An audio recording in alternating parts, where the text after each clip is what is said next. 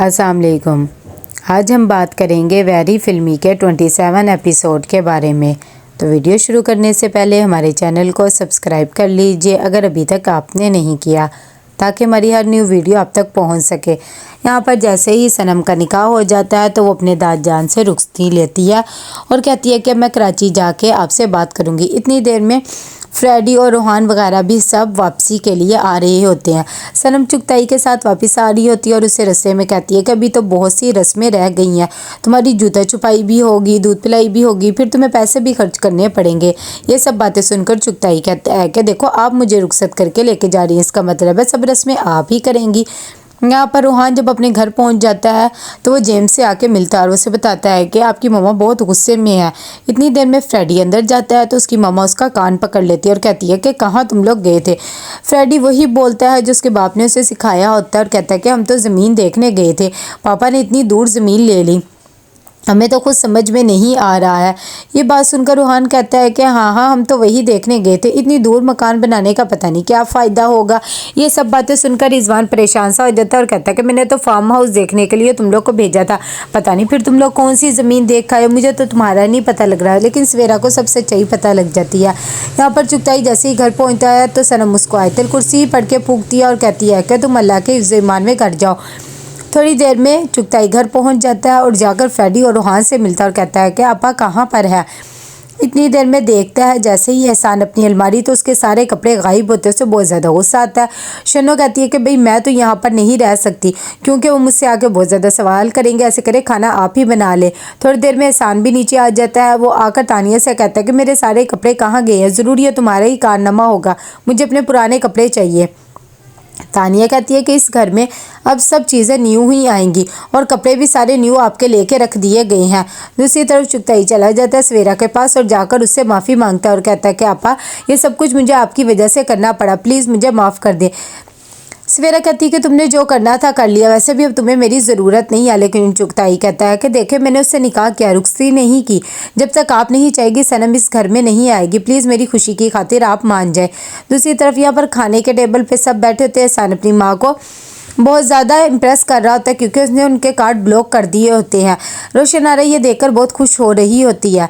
यहाँ पर रिजवान देखता है कि सवेरा को बहुत ज़्यादा मूड ख़राब होता है, उसे भी कुछ समझ नहीं आ रहा होता कि इतनी देर में रोहान अपनी मामा के पास आता है और आकर उन्हें कहता है कि प्लीज़ आप हमें माफ़ कर दें, और वैसे भी ये जो कुछ भी हुआ आपको तो पता है आपकी ज़िद में हुआ। उसके में कहती है कि मुझे तुम लोगों से कोई भी बात नहीं करनी, इस घर में अब मेरी कोई भी वैल्यू नहीं है, ये बात मैं समझ गई हूँ। रोहान कहता है कि ऐसी बात नहीं है, हम सब आपसे बहुत ज़्यादा मोहब्बत करते हैं, प्लीज़ आप मामा जी को भी माफ़ कर दे, ये सब कुछ करने पे आपने ही उन्हें मजबूर किया है। रिजवान भी सवेरा को समझाने की कोशिश करता है और उसे कहता है कि भाई क्या हो गया, कब तक तुम ये सब कुछ चीज़ें करती रहोगी। सवेरा कहती है कि मुझे ये फिल्मी ख़ानदान की लड़कियां नहीं पसंद है, ये मैं बात कह चुकी हूँ। यहाँ पर जैसे ही तानिया सोने के लिए जाती है तो रोशन आरा उसे अपने कमरे से निकाल देती है और उसका पिलो भी उसे वापस कर देती है। एहसान जब ये चीज़ देखता है तो वो हंसने लग जाता है। इतनी देर में जब तानिया को कोई समझ नहीं आता तो वो चली जाती है दानिया के कमरे में और उसे कहती है कि प्लीज़ मुझे यहाँ पर सोने दो, दाई जान ने तो मुझे इस कमरे से ही निकाल दिया है। दानिया अपनी माँ को देखती है तो कहती है कि अच्छा ठीक है आके सो जाए। इतनी देर में वो लेटती है तो उसकी मम्मी कहती है मैं कल को चली जाऊँगी। वो कहती है आपके लिए ये बात कितनी आसान है, आपकी वजह से बाबा को ब्रेन ट्यूमर भी हो गया था, प्लीज़ आप हमें छोड़ के ना जाएं, फिर से वो बीमार पड़ जाएंगे। दानिया और नेहा जाती हैं यहाँ पर मनाने के लिए दानिश को कि वो उनकी फ़िल्म में काम कर ले, लेकिन दानिश साफ मना कर देता है और कहता है कि रोहान ये फ़िल्म बना रहा है तो मैं काम नहीं करूँगा। मुमताज़ भी आ जाती है और कहती है कि तुम ये सब कुछ क्या कर रहे हो, मुझे तो ये बहुत ही अच्छी बात लग रही है लेकिन पता नहीं क्यों तुम्हें नहीं ठीक लग रहा। यहाँ पर फ्रेडी चला जाता है नुमान के पास और जाकर उसे कहता है कि हमें कुछ पैसों की ज़रूरत है फ़िल्म बनाने के लिए। तभी नुमान कहता है कि अच्छा मेरे जानने वाले 3-4 लोग हैं, मैं उनसे बात करूँगा और उन्हें कह दूँगा। यहाँ पर दानिया कहती है जाकर नेहा को कि तुम इस इंसान से शादी करोगी, मुझे तुम्हारी समझ नहीं आ रही है। नेहा कहती है कि मैं तो इससे शादी कर लूँगी, बस ये शादी करने के लिए तैयार हो जाए। इतनी देर में वहाँ पर रोहान और फ्रेडी भी आ जाते हैं। सब मिलकर अपनी फ़िल्म के बारे में सोचते हैं कि क्या करना है। थोड़ी देर में फ्रेडी बताता है मेरी नुमान अंकल से बात हुई थी, वो बता दे कि कुछ लोग हैं जो हमारी फ़िल्म में इन्वेस्ट करना चाहते हैं। जब दानिया को ये बात पता लगती है तो वो बहुत ज़्यादा खुश हो जाती है, कहती है कि चलो फिर तो हमें बस फ़िल्म बनाने के बारे में सोचना चाहिए। यहाँ पर फिर से रिजवान समझा रहा होता है सवेरा को कि तुम इन दोनों की मंगनी ना तोड़ो, हमारी दोस्ती का ही लिहाज कर लो, ये अच्छी बात नहीं है। लेकिन सवेरा अपनी बात पे डटी रहती है और कहती है कि मैं अब इस ख़ानदान से रिश्ता नहीं जोड़ूंगी, वैसे भी चुगताई की शादी हो गई है तो अब रूहान और दानिया की शादी नहीं हो सकती है, बस बात ख़त्म। रात हो जाती है, दानिया मिलने आती है रूहान से छुप के उसके घर के बाहर। जैसे रूहान और फ्रेडी को पता लगता है तो वो हैरान हो जाते हैं। रूहान कहता है कि मामा उठी हुई, अगर उन्होंने तुम्हें देख लिया तो वो बहुत ज़्यादा गुस्सा करेंगी। इतनी देर में सवेरा भी आ जाती है और कहती है कि ये रूहान इतनी रात को बाहर क्या कर रहा है, जब इसकी ये फजूल हरकतें हो जाए तो अंदर आ जाना।